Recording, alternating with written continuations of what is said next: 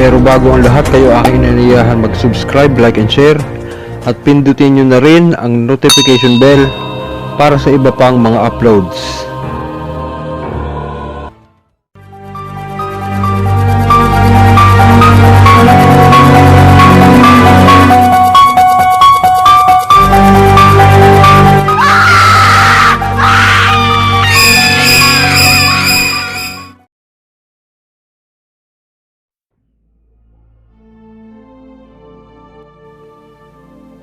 Ito ay ang orasyon upang magkaroon ng sinag ang ating ulo at mga daliri, upang magkaroon ng kapangyarihan at makapagpaandar ng mga orasyon.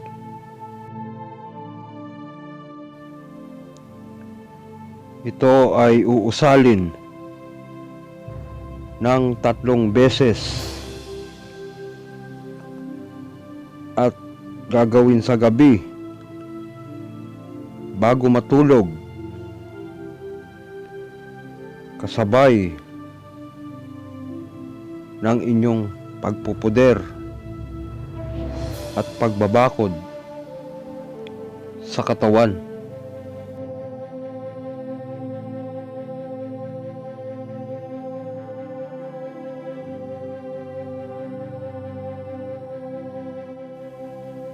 Matam, makam, mitam, mikam, matum, luam, abesomi, endigmoumo, iglasumi, omnipam, okjaye, aum, adbeniat, renyum, tuum, adra, egusum, iruk, ubub, utronum, rex dei, matam, makam, mitam, mikam, matum, luam, abesomi, indigmoumo, iglasumi, omnipam, okjaye, aum, adbenyat,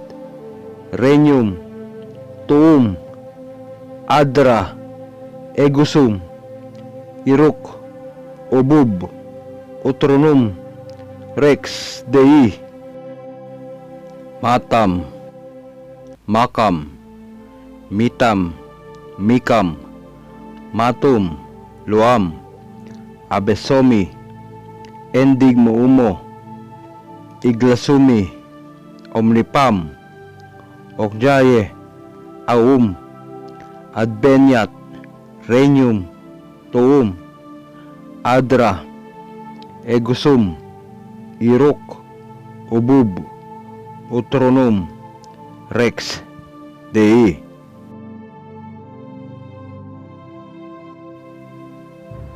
Matapos usalin ay iihip sa dibdib ng pakrus at maaari ding iihip sa tubig na iinumin.